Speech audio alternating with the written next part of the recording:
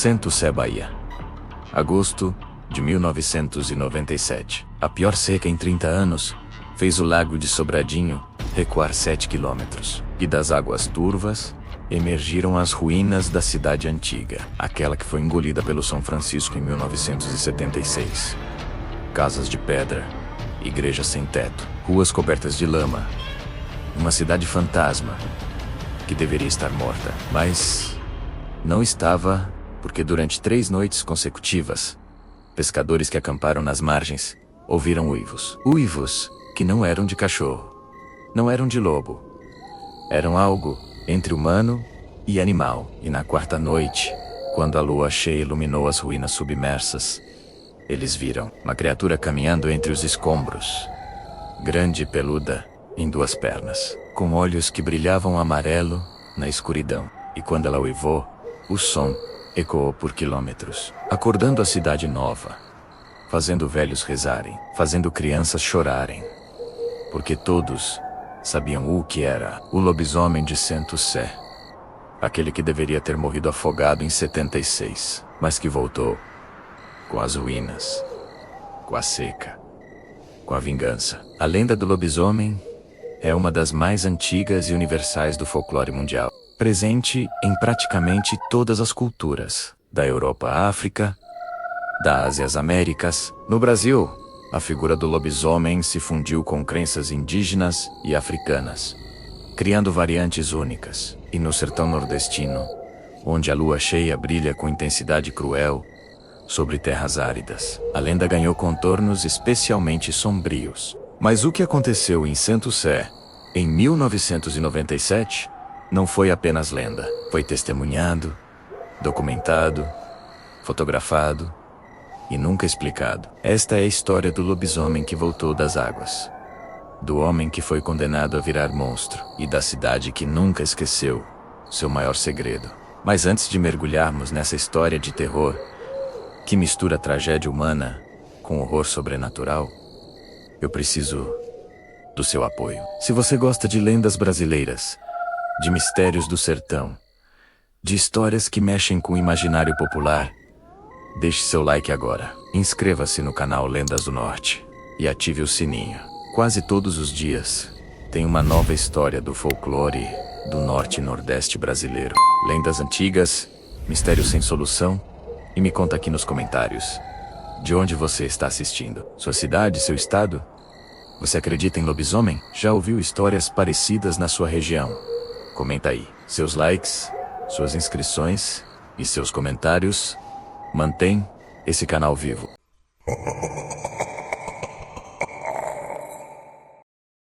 Para entender o que aconteceu em 1997, precisamos voltar a 1973. Naquele ano, durante a ditadura militar, o governo federal iniciou a construção da barragem de Sobradinho, no Rio São Francisco. O objetivo era criar um reservatório gigante para regularizar o fluxo do rio e garantir energia para o Nordeste. O custo foi brutal. 4 cidades inteiras precisariam ser sacrificadas: Casa Nova, Remanso, Pilão Arcado e Santo Sé. Quase 72 mil pessoas foram deslocadas à força. 12 mil famílias, a maioria camponeses que viviam da pesca, da agricultura de vazante, da criação de animais. Pessoas que tinham suas raízes fincadas naquela terra há gerações e de repente, tudo acabou. Santo Sé, fundada em 1832, era uma cidade ribeirinha tranquila. Casarões coloniais, igreja matriz do século XIX, cemitério antigo, mercado municipal movimentado. Uma comunidade pequena, mas unida. Em 1975, começou a evacuação. As famílias foram levadas em caminhões militares. Podiam levar pouco.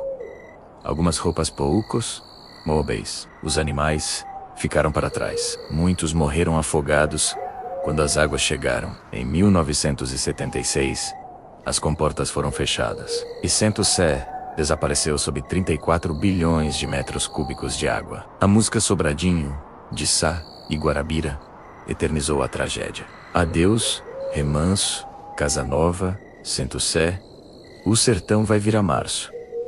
Mas havia algo que os planejadores não contavam, algo que não estava nos relatórios técnicos, algo que a população local sabia, mas não ousava falar alto durante aqueles anos de censura e repressão. Saint Sé tinha um segredo. Um homem, ou melhor, um homem que não era totalmente humano, Joaquim Ferreira da Silva, conhecido apenas como Joaquim do Riachão. Ele era o 7º filho, homem de uma família de 8 filhos. E segundo a tradição popular nordestina, todo 7º filho homem está condenado.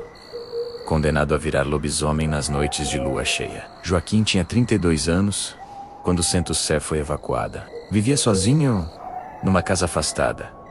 Não se casou, não tinha amigos. Era um homem evitado, temido e respeitado, porque todos sabiam o que ele era. E nas noites de lua cheia, Joaquim desaparecia. Trancava-se em casa ou fugia para o mato. E de madrugada, ouvia-se os uivos, distantes, assustadores, inconfundíveis. Quando a evacuação foi ordenada, Joaquim se recusou a sair. Disse que aquela era sua terra, que não ia para lugar nenhum. Os soldados tentaram convencê-lo, depois tentaram obrigá-lo. Mas Joaquim resistiu, trancou-se em casa, armado, dizendo que só sairia morto. E então, a Chesfi, a companhia responsável pela barragem, tomou uma decisão.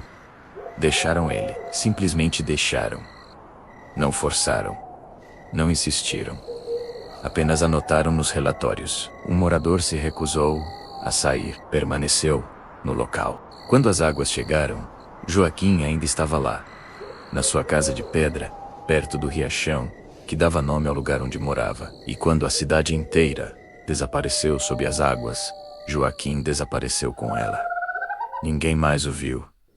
Ninguém mais falou dele. E com o tempo, a história foi esquecida, enterrada, como tudo que ficou submerso.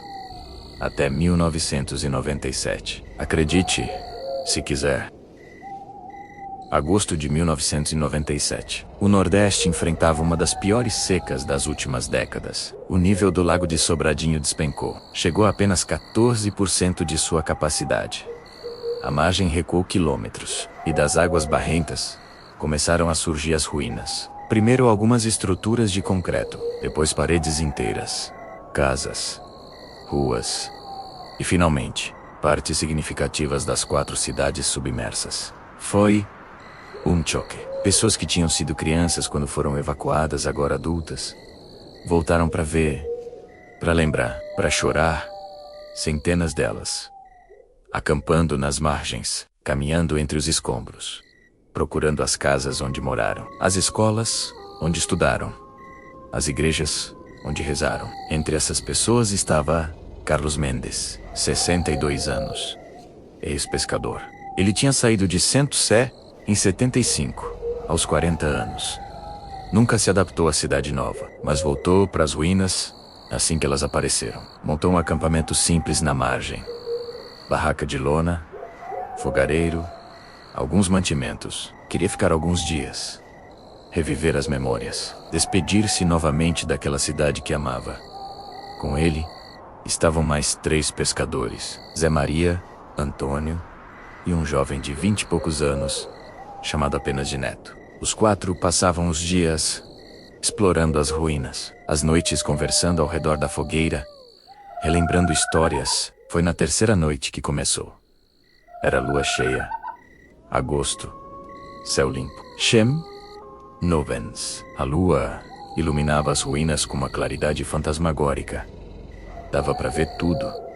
Os alicerces das casas, os muros quebrados, a torre da igreja parcialmente em pé.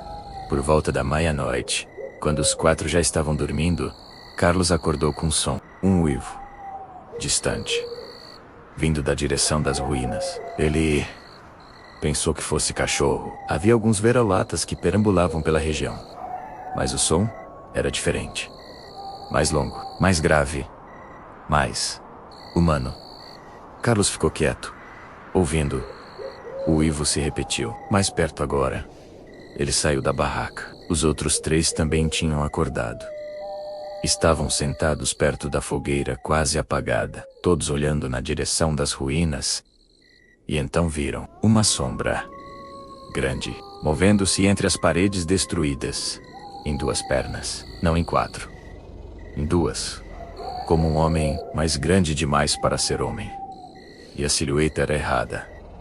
Cabeça muito grande, ombros muito largos, braços muito longos. Zé Maria deu um sussurro.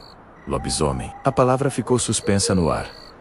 Ninguém riu. Ninguém disse que era bobagem, porque todos eles, nascidos e criados no sertão, conheciam as histórias. E todos eles sabiam. Lua cheia. Ruínas antigas, algo que deveria estar morto voltando à vida. As condições eram perfeitas. A criatura se moveu de novo. Agora estava mais próxima. Talvez a uns 50 metros. Ainda entre os escombros, caminhando lentamente. Parando, farejando o ar, como se estivesse procurando algo. Antônio sugeriu que ficassem quietos, que apagassem a fogueira, que se escondessem nas barracas. Mas Carlos disse que não, que se fosse o que ele pensava que era, esconder não ia adiantar. Lobisomem tem olfato aguçado, ouvido aguçado e persistência. Se quisesse atacar, atacaria. A criatura parou, virou a cabeça na direção deles, e pela primeira vez, a luz da lua iluminou seu rosto. Ou o que deveria ser um rosto. Era grotesco, meio humano, meio canino. Focinho alongado, dentes expostos, mas olhos. Olhos humanos. Amarelos, brilhantes, cheios de algo. Raiva, dor, confusão. E então ela uivou, alto prolongado. Um som que fez o sangue de todos gelar. Um som que ecoou pela noite, que atravessou os quilômetros até a cidade nova, que acordou pessoas, que fez cachorros latirem, que fez galinhas cacarejarem. Um som de pura agonia. Neto entrou em pânico. Correu, entrou na barraca. Carlos gritou para ele ficar quieto, mas era tarde. A criatura reagiu. Começou a correr, mas não em quatro, mas em duas pernas. Como um homem, correria. Mais rápido, muito rápido. Cobrindo a distância em segundos. Carlos e os outros dois correram também. Não para a barraca. Pro carro. Um Fusca velho que Carlos tinha estacionado perto. Conseguiram entrar. Trancar as portas. A criatura chegou, bateu no capô. Com força. O carro balançou. Ela rodeou, tentou abrir as portas. Arranhou o metal, deixando marcas profundas. E então, de repente parou. Ficou parada ao lado do carro, olhando para dentro, diretamente para Carlos. Os dois olhos nos olhos, homem e monstro. Vítima e predador. E Carlos viu, nos olhos da criatura, reconhecimento. Como se ela o conhecesse, como se lembrasse dele. E então, ela falou. Não uivou, falou. Uma palavra. Distorcida, rouca, quase incompreensível. Mas uma palavra. Sento. Se. A criatura se afastou, voltou andando para a direção das ruínas. Desaparecendo entre as sombras. Carlos e os outros ficaram no carro até o amanhecer, tremendo. Em silêncio, quando o sol nasceu, saíram. Neto já tinha saído da barraca. Estava pálido chorando, dizendo que queria ir embora. Juntaram as coisas às pressas e foram. Foram direto para a cidade nova. Direto para a delegacia. Mas o delegado não acreditou. Disse que era cachorro grande. Ou onça. Tinha algumas na região. Ou imaginação, ou bebida. Mas Carlos insistiu. Mostrou as marcas no carro. Arranhões fundos. 3 linhas paralelas. Como garras. O delegado ficou quieto. Depois disse que ia mandar alguém verificar. Mas ninguém foi. Ou se foi, não encontrou nada. Ou encontrou e não quis falar. A história se espalhou. Rapidamente. Outros pescadores que tinham acampado perto das ruínas também relataram sons estranhos. Uivos, sombras. Um deles jurava ter visto pegadas. Grandes. Com garras. Mas não eram de cachorro. Não eram de onça. eram diferentes, mais humanas, na forma geral, mas com garras e muito grandes. A igreja local convocou uma reunião. O padre, um senhor de 70 anos chamado Padre Sebastião, que tinha sido pároco da velha Saint-Sé antes da inundação, falou. Ele disse que conhecia a história de Joaquim do Riachão, que Joaquim era um homem bom, amaldiçoado, mas bom, que sempre se isolava nas luas cheias para não machucar ninguém, e que quando se recusou a sair da cidade, ele sabia o que estava fazendo. Estava escolhendo morrer, humano, em sua terra, mas as águas não o mataram. Apenas o prenderam. Por 21 anos. E quando as ruínas emergiram, ele emergiu com elas. Preso ao lugar. Preso à maldição. Padre Sebastião organizou uma missa na margem do lago, em frente às ruínas, pela alma de Joaquim, pela paz dos mortos, pela proteção dos vivos. Mais de 200 pessoas compareceram. A missa foi celebrada ao pôr do sol. Cantos, orações, bênçãos. E quando terminou, Padre Sebastião pegou água benta e lançou em direção às ruínas, umas 3 vezes, em nome do Pai, do Filho, do Espírito Santo. Pediu a Deus que libertasse Joaquim, que permitisse que ele descansasse, que a maldição fosse quebrada, que sua alma fosse salva. Naquela noite, não houve uivos. Nem nas noites seguintes. As pessoas que ainda estavam acampadas relataram silêncio, paz, como se algo tivesse mudado. Alguns disseram ter sentido uma presença, não ameaçadora, apenas presente, como se alguém estivesse ali, observando, agradecendo, despedindo-se. Em setembro, as chuvas voltaram. O nível do lago começou a subir. As ruínas começaram a desaparecer novamente. Em outubro, tudo estava submerso de novo. Saint-Sé voltou para o fundo do São Francisco. E Joaquim voltou com ela. Mas dessa vez, diferente. Porque tinha sido lembrado. Tinha sido honrado. Tinha recebido orações. E segundo o Padre Sebastião, isso faz diferença. Pro vivo e pro morto. Pro humano e pro monstro.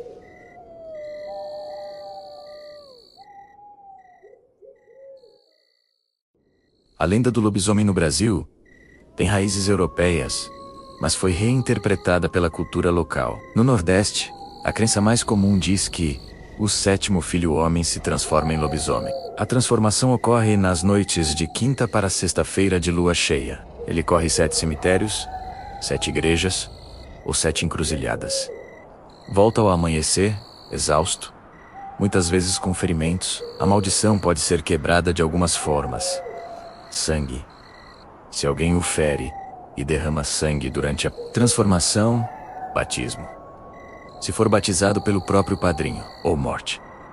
Se morrer durante a transformação, a alma se liberta. Mas se morrer humano, prende-se ao lugar. O caso de Joaquim do Riachão tem elementos únicos. Ele morreu humano, mas não teve sepultamento adequado. Seu corpo ficou preso sob as águas.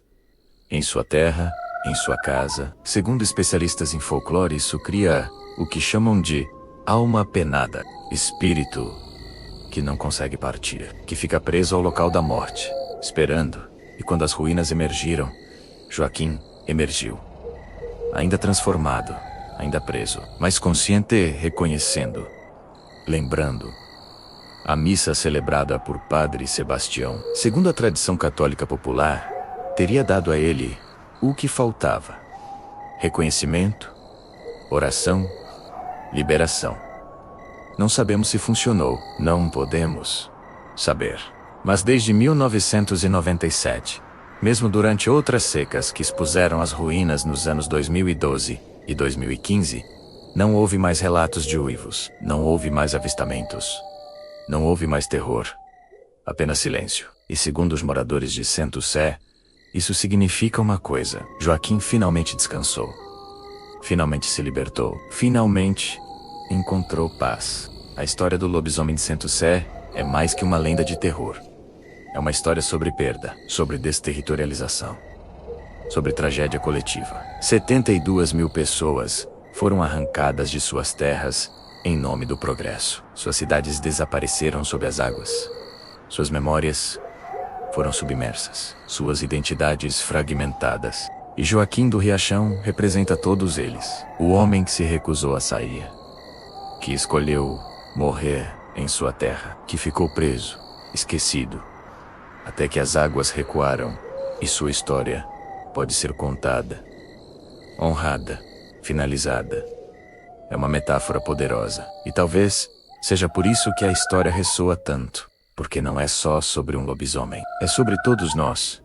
Sobre o que perdemos quando o progresso avança sem olhar para trás. Sobre os espíritos que ficam presos nas ruínas do que foi destruído. Então, se você gostou dessa história, se ela te tocou, se ela te fez pensar, deixa seu like aqui embaixo. Se inscreve no canal Lendas do Norte. Ativa o sininho para não perder as próximas histórias. E comenta. Me conta de onde você está assistindo. Sua cidade, seu estado. Você conhece a lenda do lobisomem? Já ouviu histórias parecidas? Conhece alguém que é sétimo filho? Seus comentários alimentam o canal. Seus likes mantêm o trabalho vivo. Suas inscrições garantem que possamos continuar resgatando essas histórias. Essas lendas, essas memórias que moldam o imaginário popular brasileiro. E lembre-se, algumas lendas nascem da imaginação. Outras nascem da dor, da perda, da resistência.